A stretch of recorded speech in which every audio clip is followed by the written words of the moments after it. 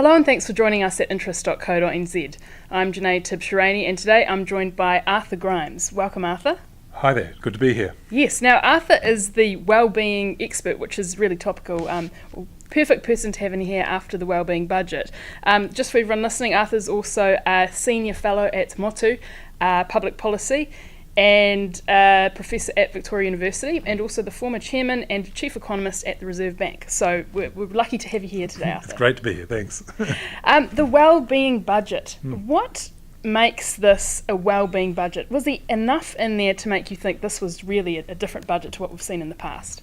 Well, there were some specific angles which I thought were a little bit different to what we've seen in the past. They mainly grew out of the Minister of Finance's budget policy statement last December, where he said there was going to be 5 aspects of wellbeing that I'm going to concentrate on. And that was a greater focus, I think, on particular aspects of wellbeing than we've seen in the past. But all governments have concentrated on wellbeing since the 1890s Liberal government, when we introduced old age pensions and free education for primary school and state housing and things like that. And of course the Labour government in the 30s took that further on. So we've always had wellbeing budgets, but this focus on particular aspects of wellbeing I thought was a little bit new and gave, for instance, the mental health side, where they really put some emphasis on it. I think that probably is a greater emphasis than we would have seen if we didn't have that explicit wellbeing lens on it. Sure. What people might be thinking is how do you weigh up different people's wellbeing? So for someone sitting in a traffic jam in Auckland, they might be thinking, my wellbeing is going to be improved if more money is put into roads. Whereas for someone else walking on the street in Auckland, they might be thinking, well, actually, if the air quality was better because I'm a walker, then my wellbeing is going to be better. So how do you think the government uses this new framework to make these trade-offs that governments always have to make? Well, there's 2 different ways of doing this in the economic sort of approaches around the world. One is the one that the New Zealand Treasury has adopted, which is to adopt a whole bunch of different indicators of different aspects of wellbeing. They have 60 different indicators when it comes to their domains of wellbeing and their capitals. To me, that approach isn't very useful, because how do you trade off these things that you just mentioned when you've got 60 different things to trade off? The other is a much more focused way, which is used in a number of countries, which says, well, let's ask people to rate their lives as a whole, okay? And we ask people on a different number of questions, but it can be, how do you rate your life as a whole these days on a scale of 0 to 10? And it turns out when you ask that, and you look at countries, the happiest countries in the world on this measure are the Scandinavian countries, and Netherlands, and Switzerland, and Canada, Australia, and New Zealand. And the unhappiest countries, of course, are Syria and Mali and Chad and places like that. And the US is 15th, whatever. It's a very sensible approach. Angus Deaton won the Nobel Prize last year for saying these sorts of approaches are really useful for economics. And they're now used actually for cost-benefit analysis in a number of countries. So, for instance, in the UK, we can measure, for instance, somebody's well-being before or after they're put into social housing. We can say, overall, how do you rate your life? And then some of them are put into social housing, some are not. We can then see the change. So this is an overall measure that we can use, and it's very dependable. Is having 60 indicators too many? I mean, how do you possibly weigh all these things up? Would it be easier if there were less? In my view, it's 59 too many. Right. So, I mean, the other 59 are supplementary indicators to this overall indicator of how you rate your life. Yep. They're helpful in terms of interpreting that overall one, but they're not very useful when you've just got them all at face value. Something else that you've written about is having more specific targets around some of these more well-being focused areas. Could you just explain to us about that? Because it's easy to say these nice things about feeling good and being well, but how do we know that they're being achieved? Well, I think this is the classic thing with budgets, right? Governments always trumpet how much they're spending on a particular area. We're spending an extra $1.9 billion on mental health, and we're spending an extra $300 million on something else, and $80 million in whānau ora. And each of those might be very sensible, but what are we expecting to get on the other side? So it's all fine to put up how much we're spending, that's the cost side. What are the benefits? What do we expect to do? How can we be held accountable in the future for whether we're getting what we expect to get? And is this good value for money? Now, one thing that the last government had was the better public services targets, and there was 10 of those.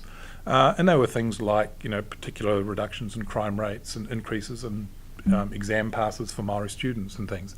And that gave you an actual, clearly specific aspects of well-being, but they had targets for them. And I thought that was useful, and it was unfortunate that they were dropped. Right. Arthur, on to something else now, and that's the debt target. I mean, Sure. debt has really been one of the main topics of discussion with this budget, and Finance Minister Grant Robertson has announced that after 2022 he will broaden out his debt target from 20% of GDP to a target range of 15 to 20%. 15 to 25. 15 to 25%.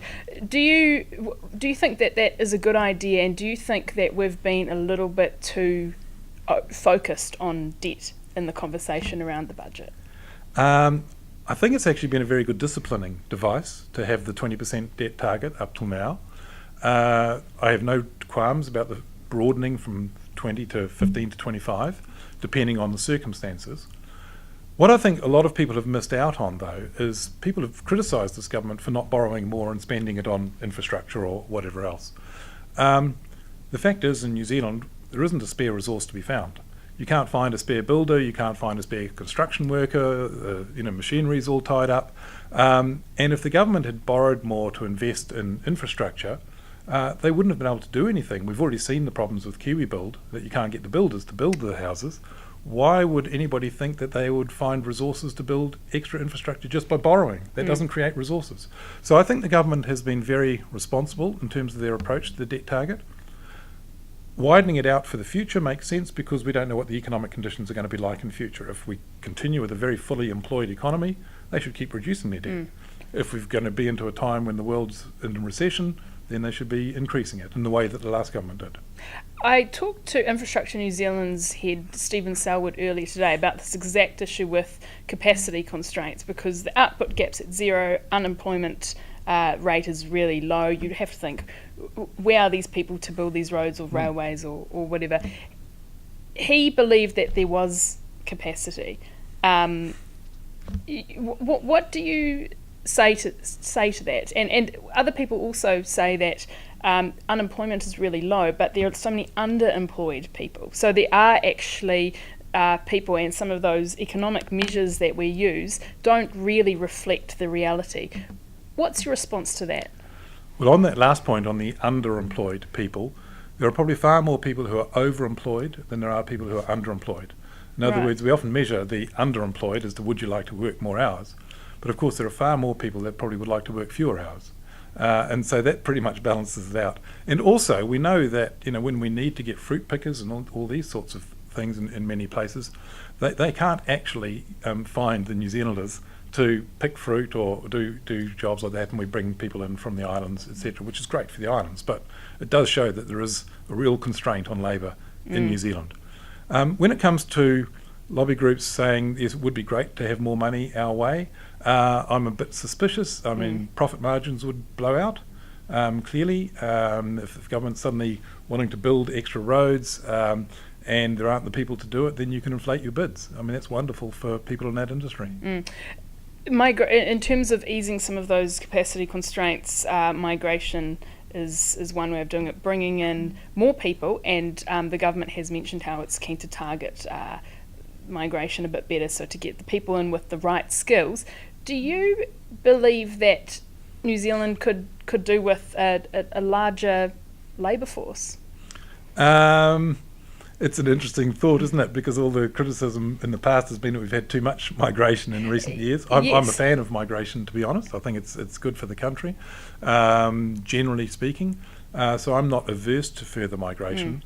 But you have to do it over time, slowly, because we still have to house those people and we don't have the houses for them. It's sort of this sort of counterproductive thing, isn't it? It's like we need more infrastructure to house the people, but we need more people to build the houses. That's right. Just remember Christchurch, after the Christchurch earthquakes, and we had to bring in all these builders, but there weren't houses for the builders.